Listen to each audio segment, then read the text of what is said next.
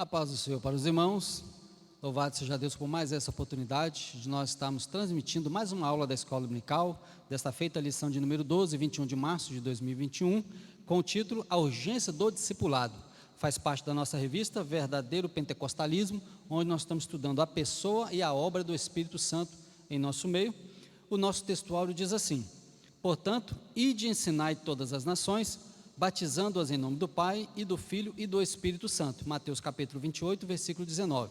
A nossa verdade prática diz assim: chamamos de discipulado, na fé, o aprendizado de um discípulo por meio de seu mestre, na igreja, para ajudar a desenvolver o seu crescimento espiritual.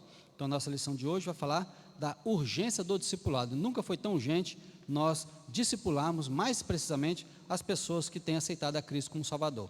A nossa leitura bíblica em classe está em Mateus capítulo 28, de 16 a 20, e Atos 2, de 42 a 47. Mateus 28 diz assim: e os 11 discípulos partiram para a Galiléia, para o monte que Jesus lhes tinha designado. E quando o viram, o adoraram, mas alguns duvidaram. E chegando-se Jesus, falou-lhes dizendo: é-me dado todo o poder no céu e na terra. Portanto, ide e ensinai todas as nações, batizando-as em nome do Pai, e do Filho e do Espírito Santo, e ensinando-as a guardar todas as coisas que eu vos tenho mandado, e eis que estou convosco todos os dias, até a consumação dos séculos. Amém. Agora, Atos 2, 42 em diante. E perseveravam na doutrina dos apóstolos, e na comunhão, e no partir do pão, e nas orações. Em cada alma havia temor. E muitas maravilhas e sinais se faziam pelos apóstolos. Todos que criam estavam juntos e tinham tudo em comum.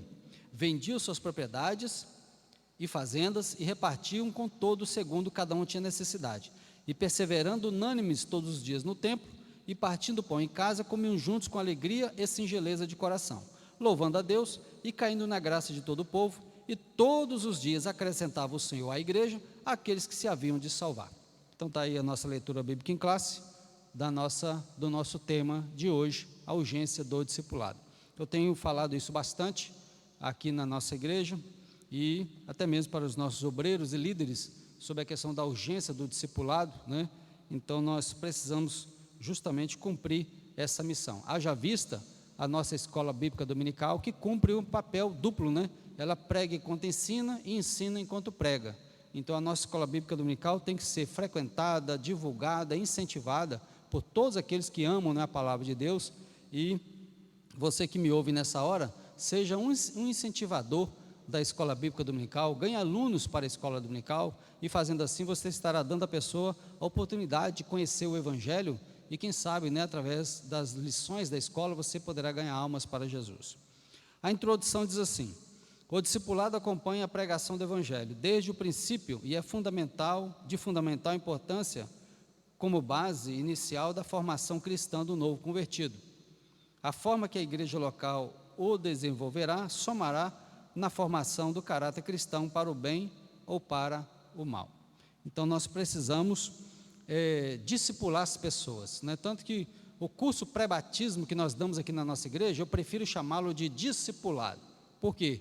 Porque Jesus chamou discípulos, Ele quer fazer discípulos, porque discípulo, nós vamos ver daqui a pouquinho, né, logo no início, é aquele que faz a vontade do seu Senhor, é aquele que segue os passos do seu mestre. Então nós estamos interessados em fazer discípulos, porque meros frequentadores de igreja não vão para o céu, né? Mas os discípulos de Cristo, aqueles que seguem as pisadas do mestre, que procuram aprender com Jesus e andar com Jesus, esse sim tem a sua salvação garantida.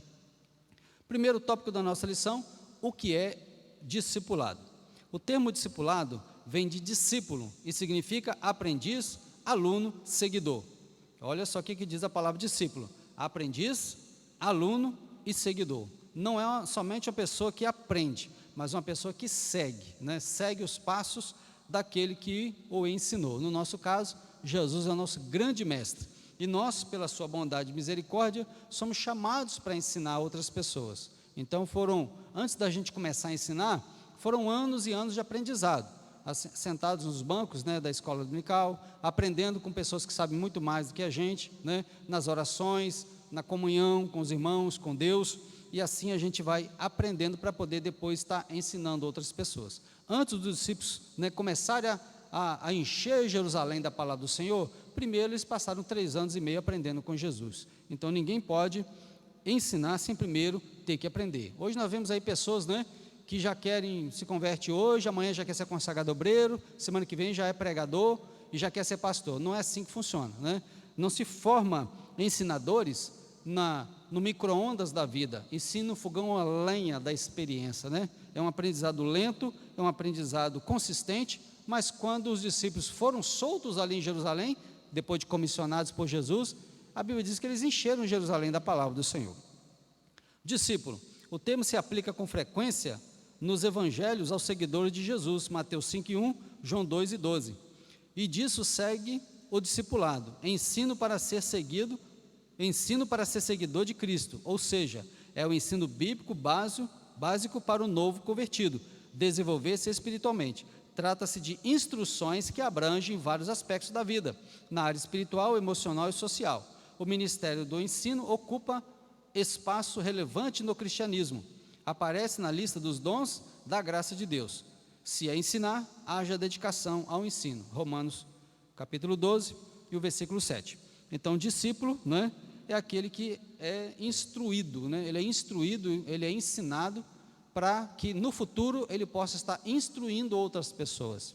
A palavra, né, que designa ensino, né, na Bíblia, ou doutrina na Bíblia Sagrada, é que a gente é comissionado por Jesus a instruir outras pessoas, até que aquela pessoa esteja apta para instruir outras pessoas. Isso é discipulado, né? Isso é discipulado.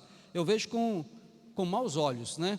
Quando uma pessoa converte na igreja, a igreja não dá para ele uma preparação para aquelas matérias básicas do evangelho, não ensina ele nada, já vai, né, submetendo ele ao tanque batismal, ou ao córrego, ao rio, seja lá o que for, colocando ele como membro da igreja local, uma pessoa sem experiência nenhuma com a palavra de Deus. Então é importante que a igreja séria, né, obreiros sérios, líderes sérios, né, possam estar instruindo os novos convertidos, para que através desse ensino da palavra, que a gente chama de discipulado, aquela pessoa possa entender o caminho que ele está trilhando agora. Então pessoas mais instruídas, mais formadas, são pessoas que tendem a perseverar em seguir os passos de Cristo, e também depois não vão servir de escândalo aí, como nós temos visto muito aí no meio cristão, pessoas que dizem que se converteu, mas não converteu nada, e daqui a pouco está aí cometendo pecados piores do que ele cometeu antes dele vir para a igreja.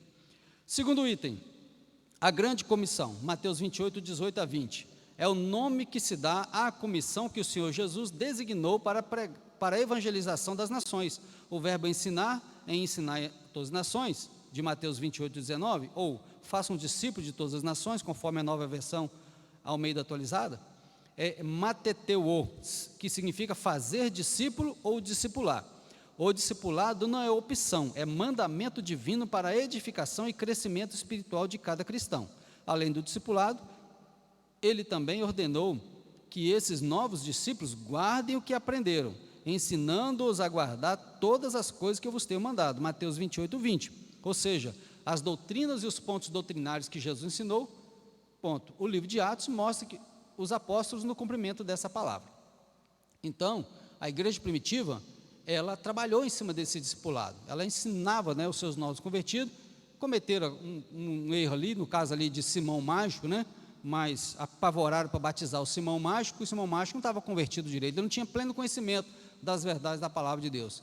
Mas nós hoje estamos mais urgente ainda necessitados de instruir as pessoas que estão aceitando a Cristo como Salvador, para que amanhã elas possam estar perseverando em seguir os passos de Cristo, tá? Possam ser fiéis, né, adoradores, fiéis no cumprimento, que elas possam guardar, disse Jesus, que não somente ensinar, mas fazê-las guardar o que o Senhor Jesus ensinou. Então o Senhor Jesus é o nosso grande mestre, e nós, como igreja do Senhor, como líderes e professores da palavra de Deus, esse grande privilégio que nos foi dado, a gente precisa instruir as pessoas, até o ponto delas estarem preparadas para instruir a outras também. Terceiro item, educação cristã. A doutrina dos apóstolos está dentro do corpo doutrinário que Jesus ensinou aos seus discípulos durante o seu ministério terreno, e que depois o Espírito Santo se encarregou de orientá-los. O currículo de qualquer um dos nossos cursos teológicos constam diversas disciplinas sobre Deus e Jesus, o Espírito Santo e a Trindade, sobre os anjos, o homem, o pecado, sobre a expiação e a salvação, sobre a morte e a ressurreição dos mortos, sobre a sua vinda e a igreja. Jesus falou e ensinou sobre tudo isso e muito mais, como a teologia prática, a ética, aquilo que o cristão deve praticar no seu dia a dia. Ou seja, a doutrina dos apóstolos, conforme está escrito ali em Atos capítulo 2, é o que os apóstolos aprenderam de Jesus. Eles não tiraram entrada da orelha, é um ensinamento dado diretamente do Senhor Jesus para eles, ou seja, boas novas do céu, esclarecimento do céu acerca das verdades, né, contidas no coração de Deus. Então Jesus passou para os seus discípulos, os discípulos passaram para os outros irmãos da igreja, e isso chegou até nós, né, as verdades que constituem a palavra de Deus. Então, dessa maneira, nós hoje não pregamos nova doutrina, nós pregamos aquilo que nós aprendemos com os apóstolos que aprenderam com Jesus. Então, dessa maneira, o conhecimento vai sendo passado de geração a geração. Então, está aí o nosso primeiro tópico da nossa lição, o que é o discipulado. Eu vou repetir uma frase que eu já falei: os pastores mais sérios, as igrejas mais sérias, são aquelas que trabalham profundamente os seus novos convertidos, instrui eles, né, nos princípios básicos da palavra de Deus, princípios basilares, né, basilares de base. Então instrui eles o básico da palavra de Deus, para que eles possam crescer espiritualmente, sadios, firmes e fortes também, tá? Esse é o interesse do Senhor Jesus, né?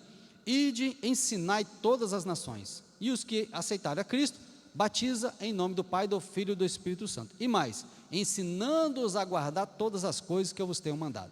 Então observa que é uma ordem do Senhor Jesus, não é um pedido, é uma ordem. Vamos para o nosso segundo tópico da nossa lição, o tripé do discipulado: palavra, comunhão e serviço. Essa trilogia, palavra, comunhão e serviço, era a marca da igreja de Jerusalém logo após o Pentecostes. Isso influenciou a maioria das igrejas de todos os lugares, em todas as épocas, e continua valendo atualmente. Primeiro tripé, né, que forma os verdadeiros cristãos. Primeiro, palavra. O novo crente precisa de palavra, o alimento dele é a palavra, ele precisa ser instruído. E quem é que vai instruir esse novo crente? Os crentes que já estão há mais tempo na igreja. Todos são responsáveis por essa pessoa, tá, que aceitou Jesus como Salvador. Não é só o pastor da igreja, não é só o professor da escola dominical. Todos os membros da igreja são responsáveis para instruir o novo crente que está chegando agora, né, no seio da igreja. Como que você pode instruir esse novo crente? Aconselhando ele, orando com ele, né, visitando ele, abraçando com ele, chamando ele para vir para os cultos de oração. Isso é instrução, isso é ensino direto para o novo convertido. Então a palavra é o primeiro tripé aí, né, desse tripé, a primeira peça desse tripé, que justamente é o que forma e o que firma e o que dá sustentação à vida cristã do novo convertido. A palavra, a autoridade das Escrituras é singular e única, pois a sua fonte é o próprio Deus. Elas foram faladas primeiramente pelos profetas do Antigo Testamento e depois pelos apóstolos do Novo Testamento. 2 Pedro 3:2. Os primeiros discípulos perseveraram na doutrina dos apóstolos. É a nossa leitura bíblica em classe. Eu vou repetir aqui, 42. E perseveravam na doutrina dos apóstolos, e na comunhão, e no partir do pão, e nas orações. Atos 2:42. Então a igreja primitiva, ela perseverava na doutrina dos apóstolos, que é o que eles aprenderam do Senhor Jesus. Então é nisso que nós devemos perseverar.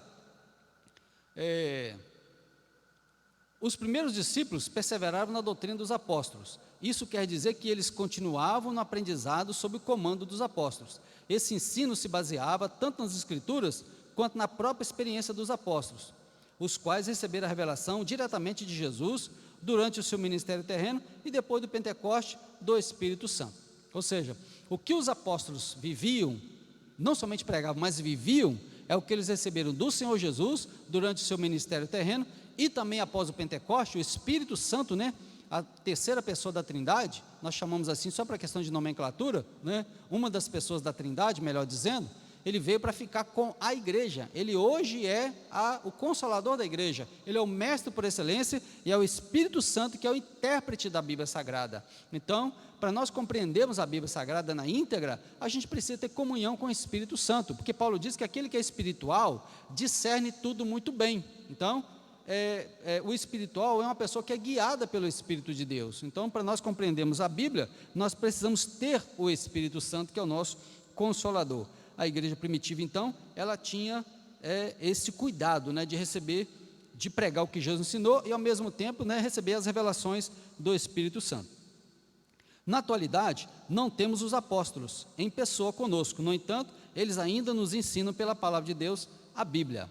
Então, a palavra que nós pregamos hoje não é a nossa palavra, é a palavra de Deus que Jesus trouxe para nós e que os apóstolos pregaram e que nós hoje pregamos, né, baseado no que os apóstolos nos ensinaram, né, na sua vivência com Cristo, nas suas cartas, né, nós chamamos de epístolas também, e nas cartas pastorais, nas cartas gerais, todas elas, né, que nós aprendemos acerca das revelações do Senhor Jesus e do Espírito Santo.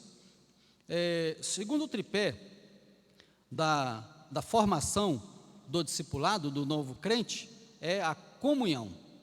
Ter tudo em comum. O que quer dizer comunhão? É ter tudo em comum e partilhar da mesma crença e comunhão. A palavra grega koinonia, né, geralmente traduzido por comunhão, significa compartilhar ou participar mutuamente de algum evento comum ou acordo. No Antigo Testamento, a ideia de comunhão diz respeito ao relacionamento da pessoa com o seu próximo. É o famoso Salmo 133. Ó, quão bom e quão suave é que os irmãos vivem em união. Isso é comunhão, né?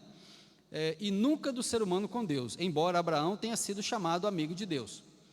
E Moisés tenha falado com Deus face a face. Eles não provaram a mesma comunhão com Deus como os crentes da nova aliança, ou seja, a comunhão que eles tinham com Deus não é semelhante à que nós temos hoje, porque hoje, né, além de Cristo já ter vindo e deixado para nós aí as boas novas da salvação, e ter feito a obra que fez por nós, né, a obra de salvação por nós, nós temos hoje a pessoa maravilhosa do Espírito Santo. Então eles não tinham, naquela época o Espírito Santo ele operava esporadicamente, aqui, ali, uma pessoa cá, uma pessoa lá, em eras diferentes, né? Hoje ele está presente, né, 24 horas conosco, e mesmo assim há muitos crentes que ainda não valorizam a presença e a comunhão com o Espírito Santo. Então nós, para termos comunhão com os irmãos, a gente precisa ter comunhão com o Espírito de Deus, somente assim a gente vai ter comunhão com os irmãos também. A comunhão na igreja de Jerusalém. A igreja de Jerusalém, logo nos seus primeiros dias, deu ao mundo uma lição de koinonia. O que é koinonia? Comunhão. O que o texto sagrado diz é que não se trata apenas de compartilhar algo, mas também de unidade. O coração diz respeito ao centro da vida, a mesma inclinação. Alma é a sede das emoções, fala dos mesmos afetos e sentimentos. Todos os crentes tinham o mesmo propósito, a mesma esperança, servindo ao mesmo Senhor. Olha que maravilha. Vamos ler o versículo 32? Porque esse texto é maravilhoso, né? Louvado seja Deus por ter deixado para nós essa instrução de como se comportava a igreja primitiva, porque dessa forma nós entendemos que é assim que o Espírito Santo quer operar no nosso meio. 32, ó, é Atos 4:32, que diz assim, ó: e era o coração e a alma da multidão dos que criam, e ninguém dizia que coisa alguma do que possuía era sua própria, mas todas as coisas lhes eram comuns. Está vendo? Isso é viver em comunidade. Ninguém tinha mais do que ninguém, todos pensavam no bem-estar do próximo, ninguém falava mal de ninguém, ninguém ia para as redes sociais para ficar dando indireta nos outros, não havia nada disso. As pessoas viviam amor, né? Viviam a paz, viviam a harmonia, plena comunhão com o Espírito Santo, comunhão com Deus e com o seu próximo, né? E eles traduziam isso em atitudes, traduziam isso em ações no seio da igreja. É isso que o Espírito Santo implantou na igreja primitiva, é isso que ele quer fazer no nosso meio hoje. Então nós não devemos jamais, nunca jamais aceitar, né, algo diferente disso, aceitar um irmão falar mal do irmão, um irmão atacar uma irmã, não podemos aceitar isso de maneira nenhuma. Então quando alguém vier trazer esse tipo de conversa para o seu lado, você fala assim: irmão, vamos orar por essa pessoa? Vamos fazer uma oração por ela, para Deus dar vitória a ela, tá? Já que ela está se comportando assim, vamos orar por ela? Pronto, você quebra o negócio na hora, porque o inimigo está semeando, né, esse péssimo comportamento, né, e as pessoas, infelizmente, estão se atacando aí. Há muitas pessoas que abandonaram a igreja porque foram atacadas, né, por alguém, que graças a Deus é uma minoria, né, que a grande maioria das igrejas está levando a coisa a sério, mas uma minoria que infelizmente perseguiu ou falou alguma coisa, e pessoas saíram, abandonaram o evangelho por causa disso. Então, nós não podemos ser causa, né? Podemos ser causa da destruição, da ruína ou de inferno de ninguém, porque Deus vai cobrar isso e vai cobrar muito caro. E a koinonia, né, é o que o Espírito Santo implantou na igreja primitiva. A Bíblia diz que um era o coração, né, e a alma, né, e a alma de todos aqueles que criam. E dessa maneira nós precisamos também sentir a mesma coisa, o mesmo sentimento, o mesmo propósito, o mesmo ideal e o mesmo Senhor, o mesmo caminho, nada diferente disso. Então esse é o segundo tripé. Vamos para o terceiro tripé, o serviço. Trata-se de um termo de significado amplo nas Escrituras Sagradas. O termo, visto isoladamente, quer dizer um trabalho realizado para alguém ou algo, seguindo as suas instruções. O termo no Antigo Testamento se relaciona, na maioria das vezes, aos sacerdotes no santuário e também a qualquer pessoa temente a Deus. Na igreja primitiva de Jerusalém, o serviço cristão está representado sumariamente na perseverança no ensino dos apóstolos, na comunhão, no partir do pão e nas orações. É isto que Deus espera de cada um de nós no cumprimento da grande comissão. Nós sabemos que a igreja de Corinto era uma grande igreja, e segundo Paulo, né, escreve para aquela igreja 2 cartas, 1 Coríntios, 2 Coríntios. Na primeira carta ele deixa transparecer que havia muitos problemas naquela igreja, apesar de uma igreja que estava assim, ela tinha os dons espirituais ali no meio dela, né? Havia profecia, línguas estranhas, né? Havia curas e milagres, havia tanta coisa ali, mas ao mesmo tempo aquela igreja, ela estava tendo dificuldade de relacionamento com os irmãos. Vários irmãos estavam tendo dificuldade, havia grupinhos na igreja, isso naquela época, imagina hoje, né? Então o que Deus faz? Usa Paulo para colocar coisas em ordem ali, tá? Então, justamente para que aqueles irmãos não somente desfrutassem do poder de Deus, né, nos dons espirituais, mas também tivesse gerado no seu coração o fruto do Espírito, né, com as suas 9 qualidades, né, amor, gozo, paz, longanimidade, benignidade, fé, mansidão, temperança. Todas essas qualidades do fruto do Espírito estivessem implantadas no coração daqueles irmãos, para que ninguém quisesse ser mais do que ninguém, para que não houvesse grupinhos ou partidarismo na igreja, eu sou de fulano, eu sou de Beltrano, não pode haver isso no seio da igreja. Aqui o maior aqui no nosso meio é Jesus. A única estrela que brilha na igreja é Jesus, né? Então nós todos somos servos, tá? E o servo, ele trabalha, presta serviço, é o tripé do discipulado. Primeiro é palavra, segundo é comunhão e o terceiro é serviço. Quem não gosta de trabalhar para Jesus é porque foi mal discipulado. Quem não gosta de servir a Jesus é porque está com defeito de fabricação, precisa rever os seus conceitos, porque a parábola dos talentos mostra para nós que Deus vai pedir conta dos talentos que foram dados a nós. Então nós devemos colocar o nosso tempo, o nosso talento, tá? Os nossos recursos materiais a serviço do reino de Deus, e Deus nunca fica devendo nada para ninguém, pode ficar tranquilo que Ele vai retribuir para você.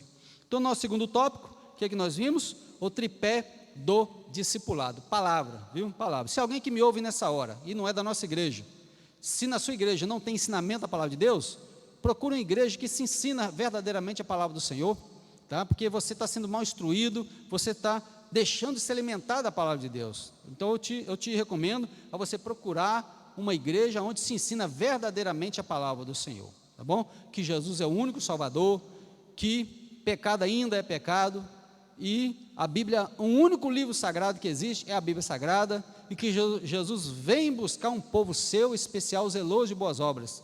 Está lá na carta de Tito, capítulo 2. Então, dessa maneira, nós precisamos ensinar as verdades da palavra do Senhor. Vamos para o terceiro e último tópico da nossa lição, da nossa 12ª lição.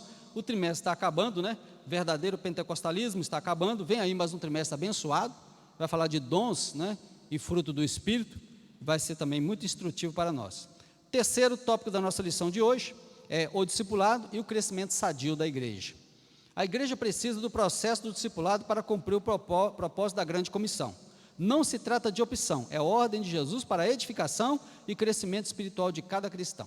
Muitos cristãos não pregam o evangelho, não testemunham, não falam nada para ninguém, não evangelizam, não falam nem de Jesus para um colega, né, de trabalho, um parente. Ele é crente mais oculto, né? Ele não se manifesta, tá? Então, para essas pessoas, estão em plena desobediência à palavra de Jesus, que a comissão, a grande comissão de Mateus 28, 19 e 20, versículo 19 e 20, é para todos os cristãos, todos os cristãos. Então, todos nós somos comissionados por Jesus, não é um pedido, é uma ordem, para que nós possamos anunciar as verdades do Evangelho, tá? Porque as pessoas conversam de política, conversam de comida, conversam de churrasco, conversam de pandemia, e sabe de tudo um pouco, mas do Evangelho elas não conversam.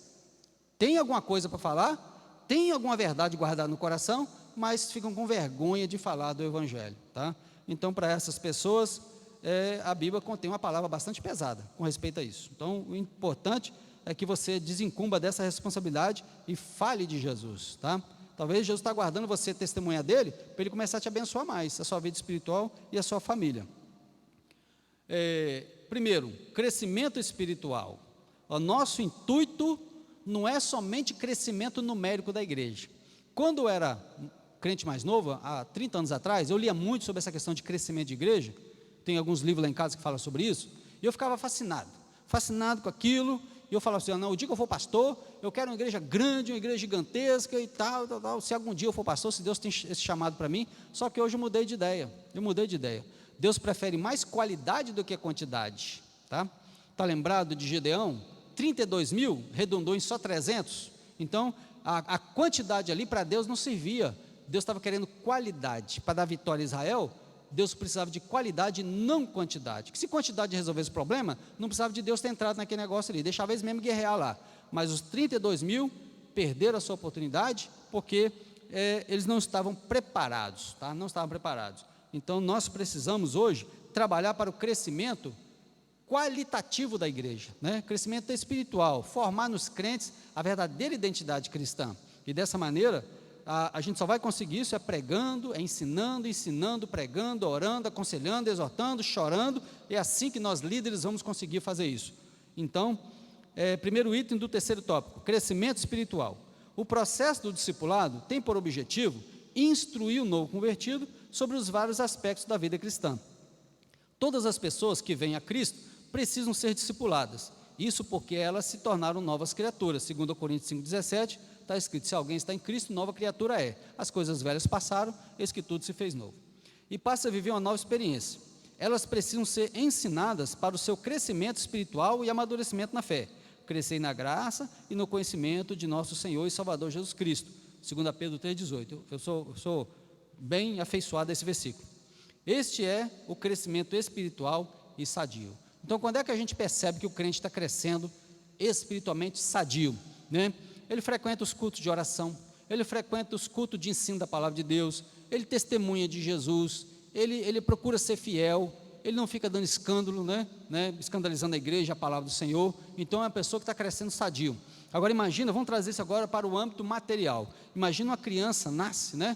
Todos nós nascemos pequenininhos, cabia na palma da mão, alguns de nós cabia na palma da mão. Então, mas à medida que a nossa mãe foi amamentando a gente foi crescendo, as perninhas foi crescendo, os bracinhos foi crescendo, o corpinho foi crescendo, tá? Daqui a pouco a gente começou a balbuciar as primeiras palavras, daqui a pouco a gente começou, né, a andar engatinhando, daqui a pouco a gente começou, né, a andar já de pezinho ainda que caindo, e ali nosso pai, nossa mãe, o nosso responsável, foi ali trabalhando com a gente para a gente não cair, machucar, e à medida que foi crescendo, o leitinho foi ficando de lado, a gente começou a comer uma comida mais sólida, né? Aí vem, né, um anguzinho com feijão, caldinho de feijão, e ali a coisa foi crescendo, né? A gente foi crescendo com essas comidas que foram dadas para nós.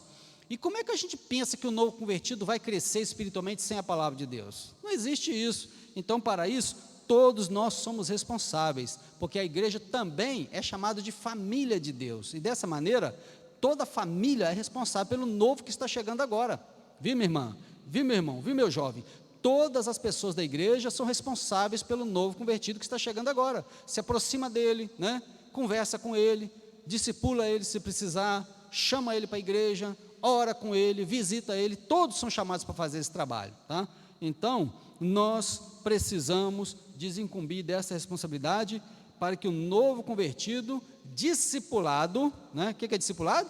Ensinado, instruído, por quem? Por todas as pessoas da igreja, ele possa crescer espiritualmente. Crescer como? Crescer no conhecimento da palavra de Deus e crescer na sua experiência com Cristo. A sua vivência com Cristo vai marcar a transformação do seu caráter a partir do momento que ele aceitou a Cristo como Salvador. Segundo, vamos agora ao crescimento numérico, né? O processo do discipulado proporciona à igreja, além do crescimento espiritual, ou seja, crescimento em qualidade, também o crescimento numérico, ou seja, em números de pessoas. Isso é importante também, a gente sabe que é importante. Note que o propósito da terceira viagem do apóstolo Paulo não foi para plantar igrejas locais, mas para discipular e ensinar a igreja de Éfeso, formar e treinar obreiros para a seara do Senhor. Ele ficou ali durante 3 anos, você vai ler isso lá em Atos capítulo 18, então observa só, Paulo era um grande ensinador, grande doutrinador, e ele recebeu por revelação do Senhor Jesus, e dessa maneira, ele não somente fundava as igrejas nas suas viagens missionárias, mas ele retornava naquelas igrejas, e ele ali instruía, discipulava, formava obreiros, consagrava obreiros, e deixava eles ali trabalhando naquelas igrejas locais. Éfeso se viu como base missionária de Paulo, só ali ficou 3 anos, e ele, não somente em Éfeso, mas a Bíblia diz que ele andava naquelas redondezas, instruindo, fundando igrejas, e ensinando aqueles irmãos. A Bíblia diz que toda a Ásia, até então conhecida, naquela circunvizinhança ali, todos ouviram o evangelho da boca de Paulo. Olha que coisa maravilhosa. Paulo não tinha avião, Paulo não tinha carro, não tinha moto, não tinha internet, não tinha nada disso, tá? Era ensinando e pregando. Eu pergunto a você, meu irmão e minha irmã, qual foi a última vez que você pregou o evangelho para alguém? Qual foi a última vez que você deu um folheto evangelístico para alguém? Qual foi a última vez que você mandou um versículo para alguém, né, evangelístico, nas suas redes sociais? Pensa nisso, tá? Cumpra a grande comissão que Jesus vai te abençoar. E a igreja do Senhor cresceu muito em número, né? Em número, expandiu, né? Todas as vilas e cidades tinham ali uma igrejinha. E dessa maneira, a igreja cresceu numericamente a ponto de incomodar o poderoso Império Romano que dominava naquela época. O Império Romano, então, a partir do 2º século, começa a perseguir ferrenhamente a igreja do Senhor, porque a igreja agora estava incomodando até o poderoso Império Romano.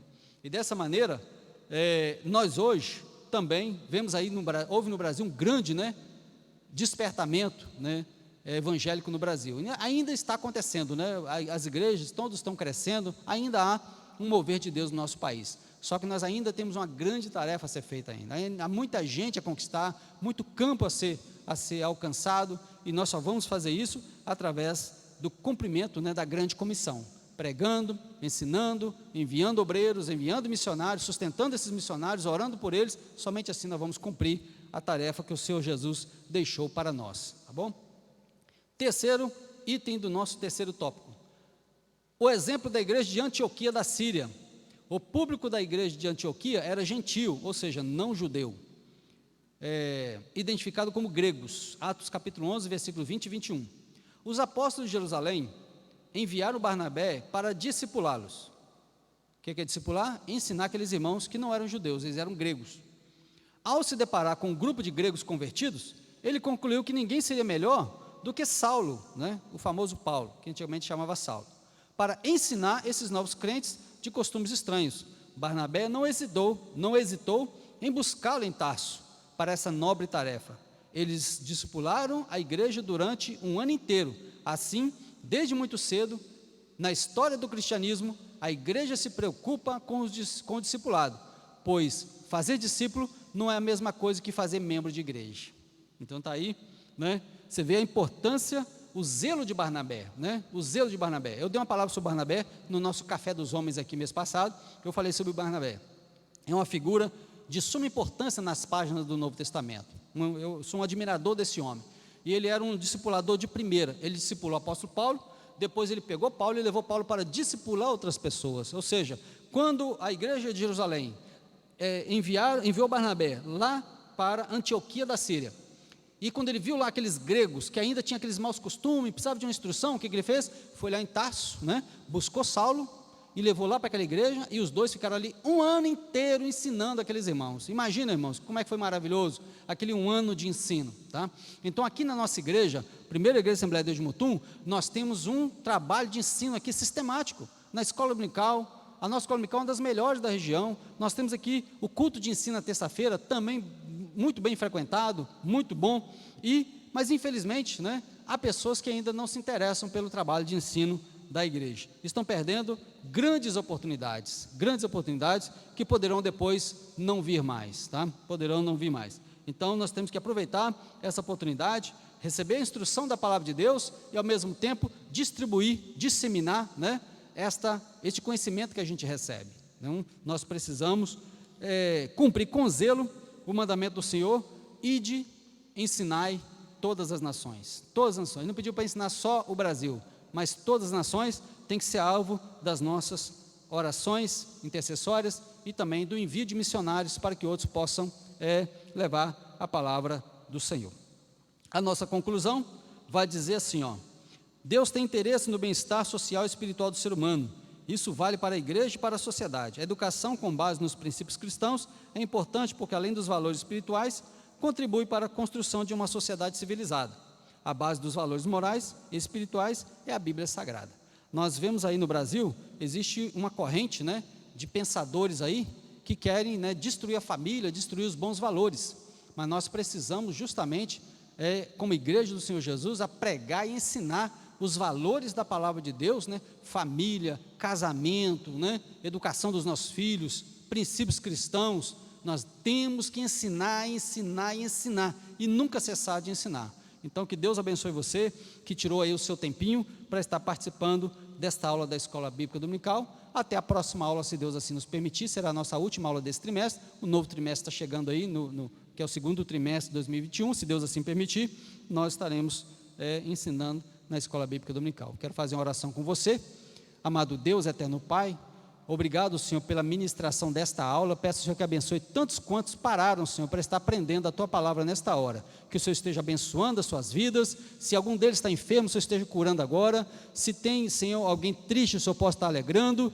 E aqueles que estão buscando o batismo no Espírito Santo, o Senhor possa contemplar os Teus filhos com essa promessa maravilhosa. Seja com a Tua igreja, a Tua graça, te pedimos no poder do santo nome de Jesus. Amém.